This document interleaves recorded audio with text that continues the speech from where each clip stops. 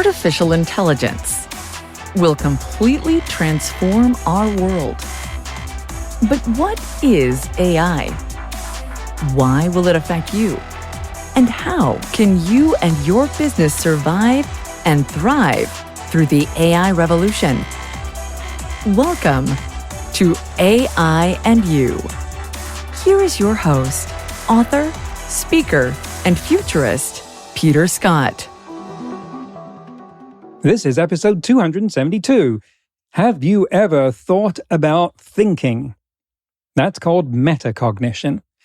And my guest today thinks about that a lot.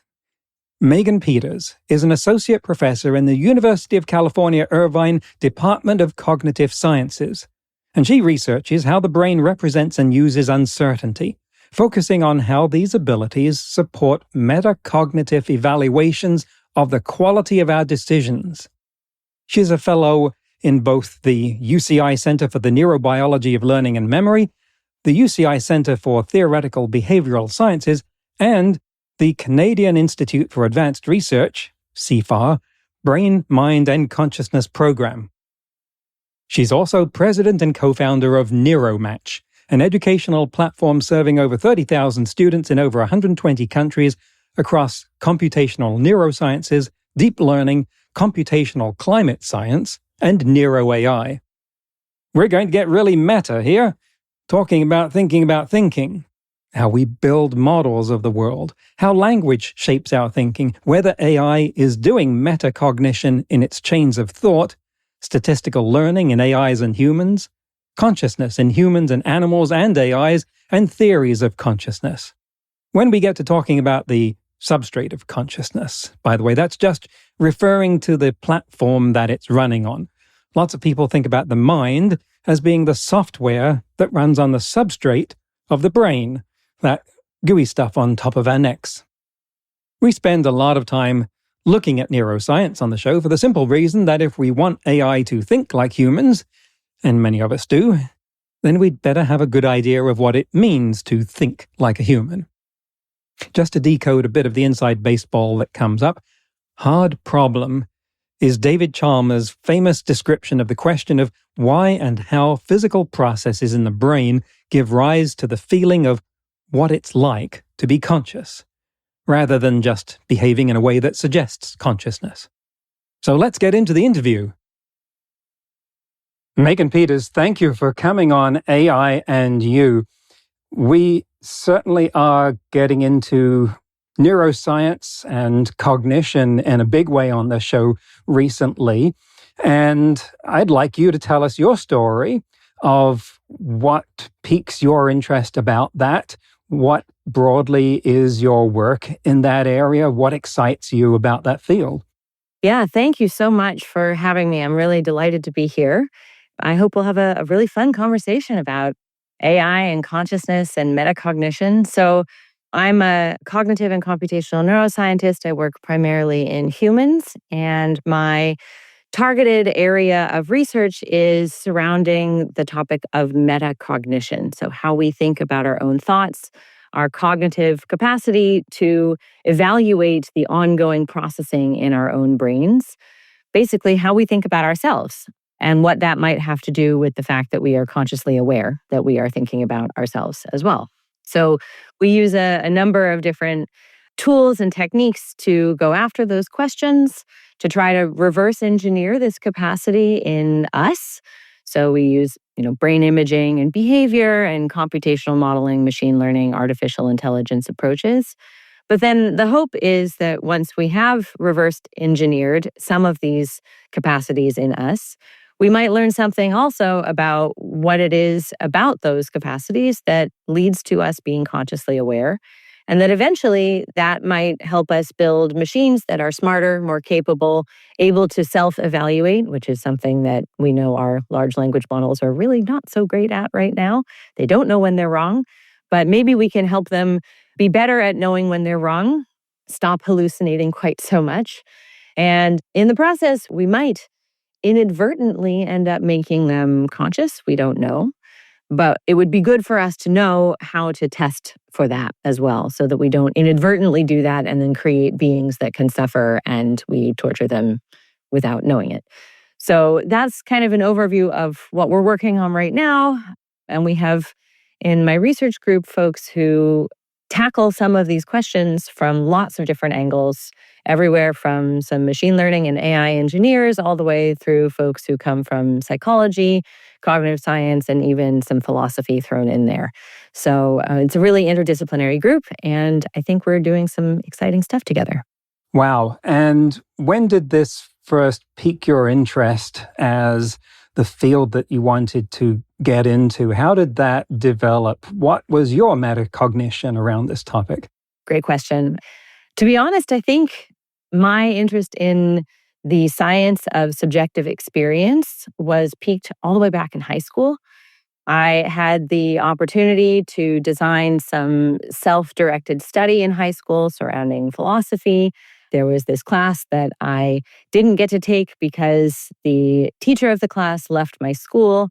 I was really bummed about that. And so rather than take that on the chin, I decided to take the syllabus for that course and propose that I would meet with him for coffee once a week and actually just do the course on my own. And my school let me do that. And that was all about the philosophy of love. And then we read philosophy that tackled subjective experiences in a lot of ways. And then at the same time, I was also really interested in physics. That was one of my favorite classes in high school. I became fascinated with the idea that you could describe the world with math. That was very cool. It was very attractive, very seductive. And for a little while, I thought maybe I would do astrophysics in college as my major. And then I got to college and realized, A, there was a lot more math than I thought there might be. And B, there were some other things that really piqued my interest more, like cognitive sciences. So I majored in cog sci, and I had the opportunity then again to design some coursework trajectories that were not just the core classes in cognitive science. So I took philosophy, I took anthropology, I took computer science. And that led me down this path of saying, well, the mind is this amazing, complicated thing that somehow creates us, that somehow creates the differences between my experiences and your experiences. And maybe we can get at that through this computational and mathematical lens. So that was kind of the trajectory there, but it was always informed by philosophy and other kind of interdisciplinary side projects, side interests. And then I had, some experiences between college and grad school where I lived overseas and had the opportunity to not just spend my entire life in my little American bubble, which was great. So that's kind of where it came from. And then by the time I got to grad school, it really seemed like targeting how our brains make sense of the world was a great start. And that's really what a lot of people are trying to work on is how is it that we build these internal models of the world? How do we use those models to drive our ability to behave adaptively, to seek our goals, to set those goals to begin with, to find out new information, to understand the environments that we live in? But I didn't want to stop there. I wanted to say that's just step one. Once we've built that model of the world, how do we know whether it's good? How do we know whether it's stable? How do we know whether we're supposed to update it when there's new information present? Or whether, nope, that was just noise. I got it right. I should just ignore this new information.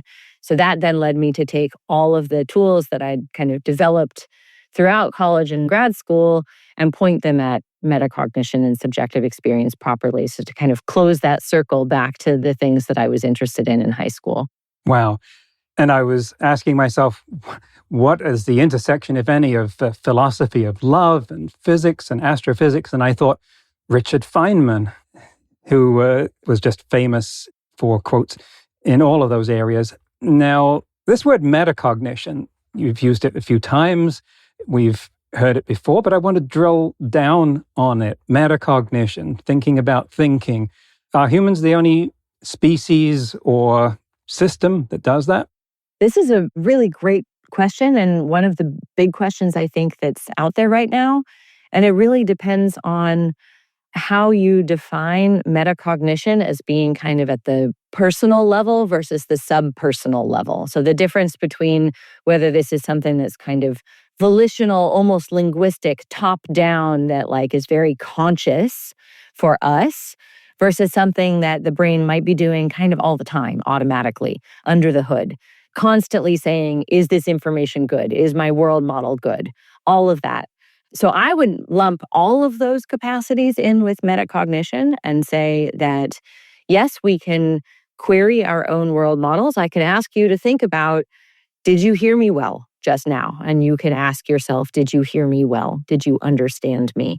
Or I can ask you, if you transport yourself back to your college days and you're studying for some final and it's late and you have to decide, do I put this aside and study this other topic? Do I know it well enough that I'm going to be able to produce that information tomorrow on the exam?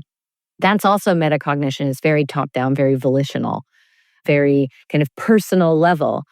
But then at the other end of the spectrum, you can imagine that if you are a rat, a mouse, a rodent of some kind, and you're wandering around, you're doing your little rodent things, and it's dark, and you might have seen a predator. You have to decide, did I actually see that predator? What is the information that's available to me right now? And I don't know about you, but I don't think that a mouse or a rat is going to be engaging in any sort of, very volitional, linguistic, top-down metacognitive capacity. And yet that capacity is still going to drive their behavior. They're going to say, kind of to themselves without language, their brains are going to evaluate, what did I just see? And not just what did I just see, but how well did I see that thing? How well did I process that information? What does it really mean? So I would say that if all of those capacities are what we might call metacognition very broadly, then absolutely there are other creatures, entities that could be endowed or already endowed with or already have metacognition. And so from that perspective, there's no reason why we wouldn't be able to give artificial systems any version of this metacognitive capacity as well. That we could build explicit rules into artificial systems to say, before you speak, you need to evaluate the fidelity of your possible answers. Or like mice or rats, other rodents, other mammals, probably, or even lower than that. They may also be endowed with these kind of rudimentary subpersonal metacognitive abilities. You tucked the word linguistic in there at one point, and I'm wondering, does the voice in my head, which is more or less constantly going and which is a goal of practitioners of meditation to get it to shut up for even a few seconds, is that metacognition? Is that one aspect of metacognition? Is that a red herring? What is it? Interesting. Yeah, I'm one of those people who has less of that voice running in my head all the time. So I'm going to have a little bit of a hard time embodying what that might be like. I find it very distracting when that voice turns on, but much of the time it's not on. I think that voice, if it's just running in your head, I don't know if that's metacognitive necessarily. It might reflect metacognitive processes or rumination processes, but I don't think that voice is necessarily like the engine or the driver of metacognition. And there's a kind of controversy right now about whether language is the product of thought or whether language is the vehicle for thought, whether it helps us think or it is the substrate of thought itself, especially in humans, or whether we think and then language comes later and thought itself is not linguistic. So it probably reflects metacognitive processes, or at least in some capacity, but I don't think that it would, my thought would be it would not be the engine, the driver of metacognition. Do you do any cross-disciplinary work with the linguistics department? Because if that theory that language shapes thought is correct, then different languages would shape thought differently. Is there any research on that? Yeah, absolutely. I don't personally work with a lot of language folks. I should do more of that. It's one of the things on my long list of things that I'd like to do. But absolutely, the idea that language does shape thought has been put out there for a very long time. The very famous Sapir-Whorf hypothesis, this idea that the language that you speak, the language that you grew up speaking, shapes the way that you think about the world. It comes in strong and weak forms. I think that the very strong form of the Sapir-Whorf hypothesis, the idea that if your language that you grew up speaking doesn't have any words for color beyond black and white, that you cannot see those colors, that seems a little suspect to me based on how I know the visual system to work, for example. But I think certainly weaker forms of this hypothesis are very reasonable, that the language that we speak shapes the way that we carve up the world into its parts and the way that we categorize things. And we know that categories that we build, say in visual processing, so I'm mostly a visual scientist, so that's a lot of the examples I'll use, but the way we categorize the world visually shapes the actual perceptual experience of items that we see. So you tend to see things as actually more similar. Not that you think they're more similar, you actually see them potentially as more similar if they belong to the same category. So to the extent that language can push around on our categorical boundaries, absolutely. I think that's different, though, than saying that language is for thought. That language shapes thought, certainly, but it is one of the many things I think that does. And because you connected metacognition and AI in the previous answer, if we look at models which have an explicit chain of thought going, like in OpenAI o3, it will talk to itself, or we've got to be careful of the language here, it presents the appearance of talking to itself, at least when you ask it a question, and it will go on, the user has asked me to compare models of electric cars. How should I go about this? Well, one web, yada, yada, yada. It's doing all this, which looks like a really good impression of thinking to itself. Do you think that qualifies as metacognition? And if not, how would you tell? That's a great question, too. I think my gut reaction is that no, this doesn't necessarily reflect a metacognitive process, because the way that I would define metacognition is, if you think about it as kind of a function in computer science with, inputs and outputs, right? You have a function, it takes in an input, it does some stuff, and then it gives you an output. So the function that our brains are constantly doing about the world is they take in the world through our sensory organs and they do some stuff, and then they produce an output, which is like a representation of the world, broadly construed. Metacognition would take in that representation of the world as its input and do some stuff, and then produce an output that is a higher order representation or a higher order assessment about that first order representation. Is it good? Is it stable? Is it reliable? Those things. And so I don't think that chain of thought qualifies necessarily as metacognition in that sense. The example that you've just given, the user has asked me to do this. What are some ways that I could accomplish that goal? None of those specific examples take in my own representations. You can certainly augment O1 or 4.0 or whatever your large language model du jour is, to say, I'm going to explicitly query the internal representations that I have. So I have this embedding that has resulted from the processing that I've done, and it produces the probability of some particular output, and I can use the kind of predictive capacity or the predictive probability of this next output that will tell me I definitely want to make this output, or I definitely don't want to make this output, or maybe here's 5 options and I'm just kind of sort of randomly choosing among them. So you can build the capacity to query internal representations into these models. They don't necessarily do it automatically. I'm still learning, I'm trying to keep up with what they all can do, right? And they all can do these different things. And then there's 1,000 different API usages and little modules that people have built on top that say, no, I'm going to endow this model with something that looks more like metacognition. But I think also another component that I want to bring up is that chain of thought or thinking aloud in humans is not necessarily something that is a good metacognitive output. It's not actually reflecting a reasonable introspective or metacognitive process. So famously in the 70s, Nisbet and Wilson have these, studies where they show that if you ask people to think aloud as they're doing some task and tell you what they're doing, And then you also look at what they're actually doing. Those things do not always match up with each other. What people think they're doing and what their brains and their minds and their behaviors are actually doing often are very different from each other. And so I think that's a fascinating area of research is when your introspective chain of thought, when your introspective think aloud does reflect the ongoing cognitive processes or it doesn't.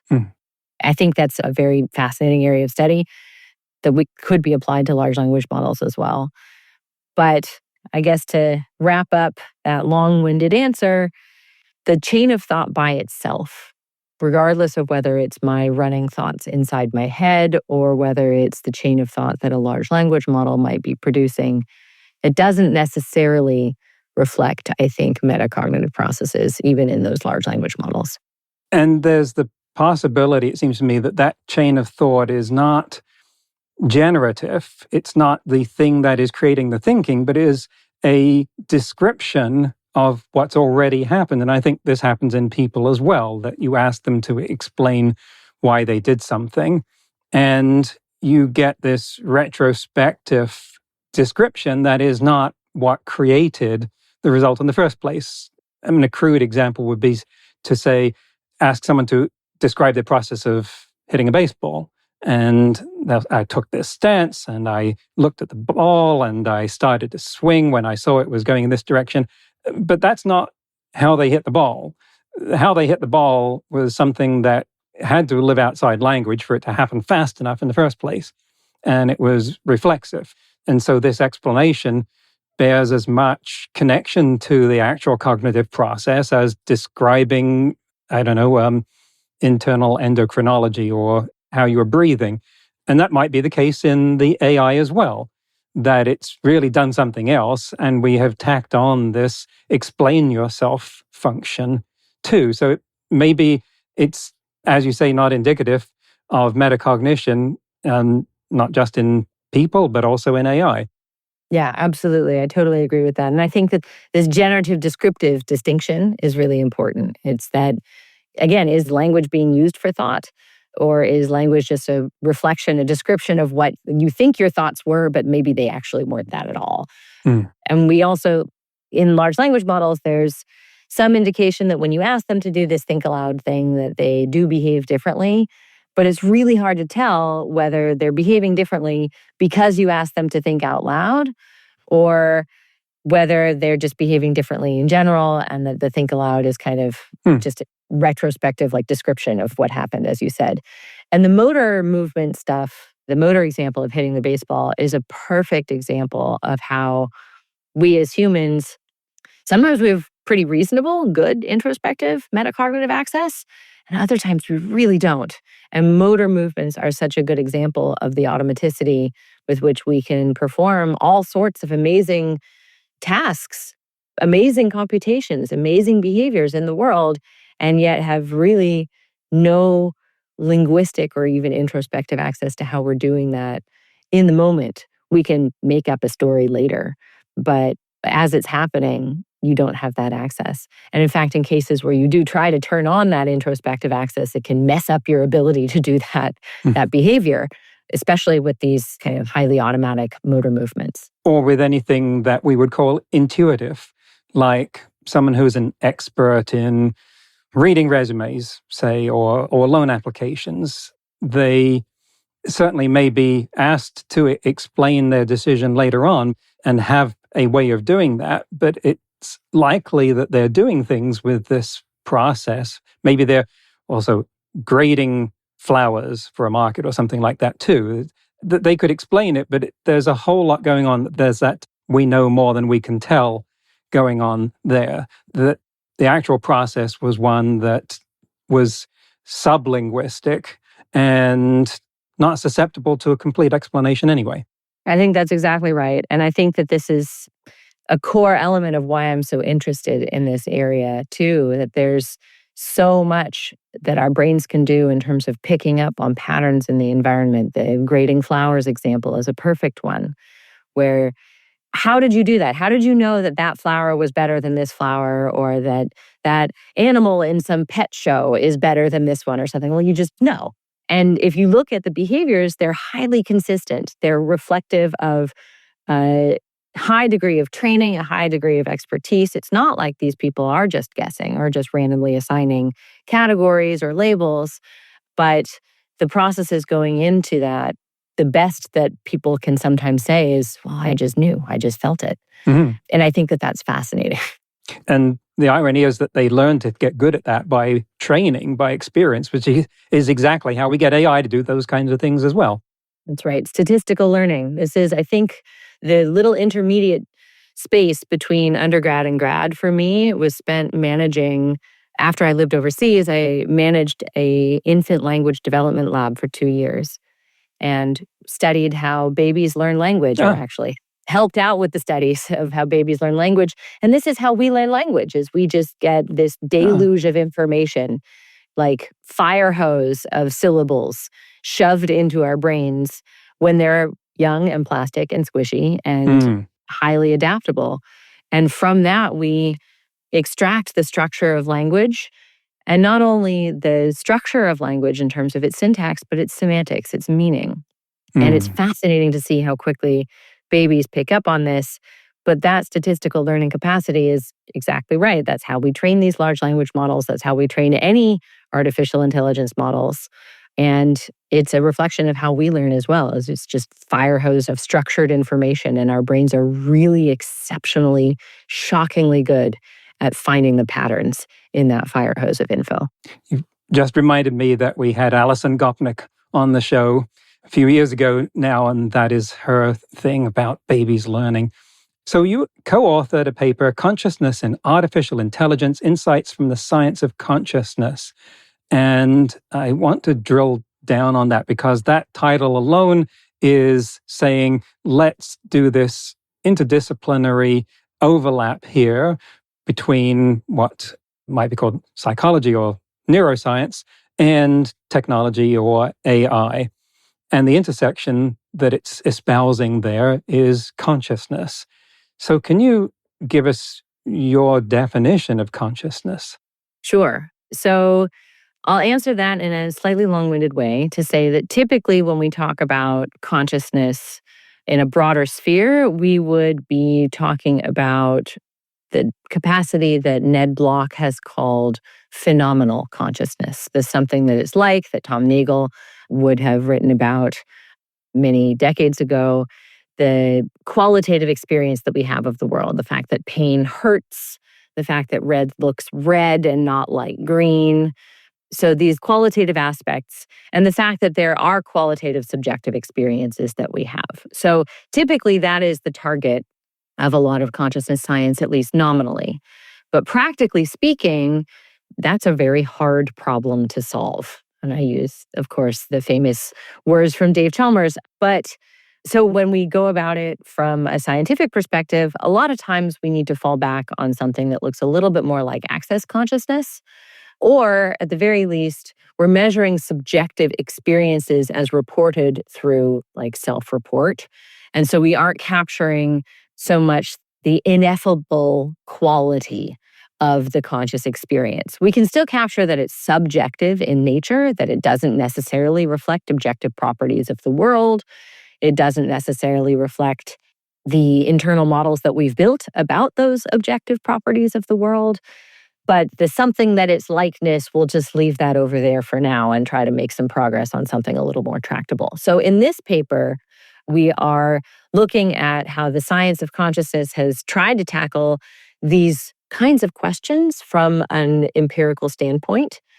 And the perspective then is that many of the scientific theories of consciousness that are out there right now really are focusing on the access consciousness, the fact that there is a global broadcast of information, that it is multimodal or amodal in nature, that maybe metacognition plays a role, that we can have this subjective sense of uncertainty that we have access to. And we're going to leave the subjective part of it kind of over there for now and just say that we are able to self-evaluate and build these models of uncertainty in our own internal representations. So consciousness from this perspective is about someone being in there, not the something that it is like necessarily. The fact that you are an awake animal that isn't just a zombie, that there's someone home. The lights are on and someone is home. And is the point of demarcation for the two different ways we're talking about this, internal versus external, or talking about my own consciousness versus talking about anything else's consciousness? Because the description of what is it like to be me, a description of consciousness as what is it like to be me, or then I can imagine, well, what would it be like to be a bat, to use Nagel's term? That is useful for me thinking about consciousness internally, but it does me no good for thinking about the consciousness of anything else because it's purely subjective by definition. Can't do anything with that to determine whether bat is conscious. And so is there kind of a watershed here in talking about consciousness, that there is things you can say about your own consciousness, and then what do you do when you're trying to talk about anything else's consciousness? Yeah, I think for me, the distinction is somewhat like that. It's about the presence of the capacity to have subjective experiences versus the content and the something that it is likeness of those subjective experiences themselves. Like, I think that if we're going to answer the second question, we need to try to get at the first question first, or maybe the other way around. Now I can't remember. But basically, that if we want to understand what it is like to be a bat, it would be great for us to understand the substrate and the computations and the types of capacities or systems that might be able to even have something that it is like to be a bat to begin with. Then we can tackle that subjective experience problem that is personal, that is unique to you. But we can take a step back and say, is it even possible for you to have subjective experiences? Is it even possible for my coffee cup to have subjective experiences? Is it even possible for, my cat to have subjective experiences? To pick three things along the spectrum. And if the answer to that is yes, then eventually we can go ask questions about what it is like to be that thing, what it is like to be my cat, what is it like to be you. But I think we want to tackle, is it even possible for you to have something that it is like first? And that is what most of the scientific theories of consciousness are trying to tackle right now, and what we try to tackle in this paper. And you invoked substrate there, the platform on which the consciousness resides. Now, a few weeks ago, had Christoph Koch on the show talking about integrated information theory, which, as my limited understanding goes, predicts a level of consciousness based on the complexity of the substrate or its ability to make distinctions. Kind of butchering that, but that's what I took away from that. Your paper talks about some theories with even more daunting titles: recurrent processing theory, global workspace theory, higher order theories, predictive processing, and attention schema theory, at which point picture Edward Munch's The Scream. I'm like, no, this is more than my brain can hold. And not integrated information theory. In fact, there was an explanation in there of why IIT didn't belong in this set. Can you see if you can bring that down to our level to explain in the context of why substrate is important in this question of consciousness? Yeah, great. So I think first let's define substrate as being, and lots of different people are going to have different ways that they want to define this. The way that I think about it as used in this paper is that substrate is not necessarily the particular physical substrate. It's more that it's a system that is capable of implementing, instantiating the kinds of processes that we think are necessary and sufficient for creating consciousness. And so my take is that that doesn't necessarily need to be a biological brain. Other folks would disagree with me and say that, no, there's something very special about biology, not necessarily that it's magical, but that the types of things that a system needs to be able to do in order to generate consciousness can only be accomplished by biology. So Anil Seth has a brain and behavioral sciences paper that just came out that's kind of espousing this set of beliefs. I don't happen to agree. I think that that's an extraordinary claim that could be true, but I don't know that we have a lot of evidence that I would want to place my flag on that hill and say, like, this is definitely like what's happening right now. So the point of all that is just to say, okay, substrate is the system that can instantiate whatever it is that you think needs to happen in order for a system to possess consciousness. That could be biology, that could be silicon, that could be a neuromorphic system, that could be a particular type of biology, a particular type of brain. So, mammals, yes, octopuses, no, depending on your theory. I think octopuses probably do have some sort of consciousness, but I would be hard-pressed to tell you about the empirical evidence that I find convincing. This is a gut feeling. Anyway, so that's what we think about, I think, in terms of substrate. That's how we would define substrate. Now, when it comes to then the theories that we go through in this paper, the defining feature of all of the theories is that they all espouse some degree of computational functionalism. And that means that the thing that is critical, according to these theories, the thing that is critical to creating conscious experience that needs to be implementable in whatever the system is a computation. So you mentioned, recurrent processing theory and higher order theories and global workspace theory, et cetera.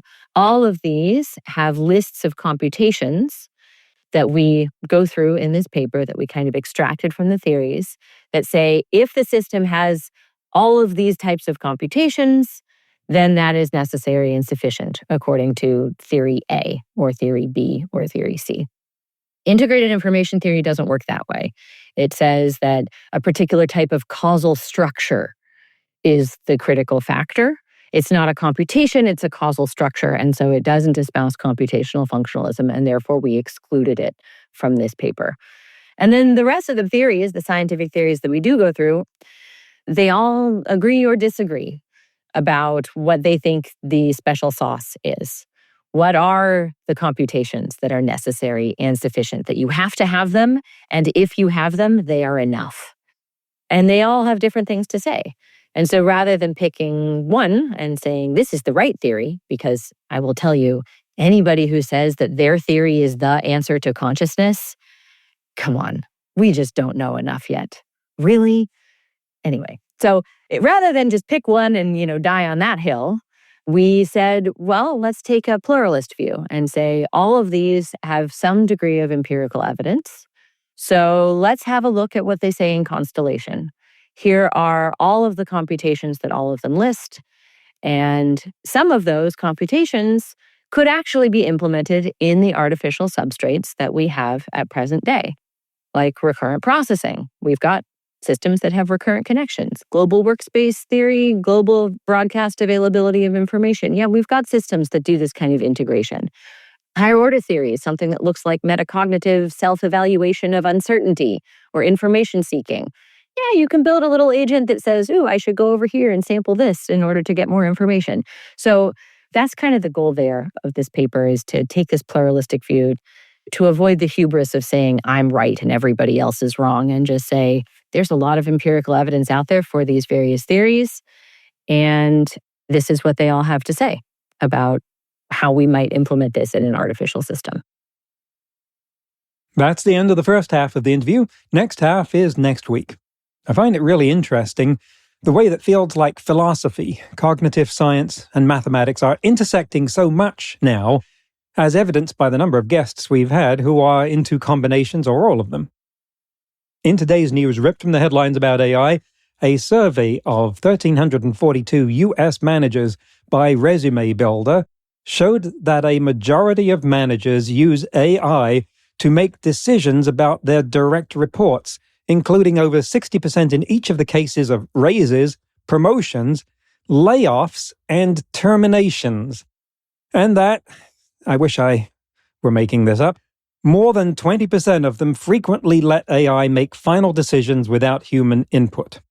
2/3 of them haven't received any formal AI training, and nearly half of them have been tasked with seeing whether AI can replace their reports.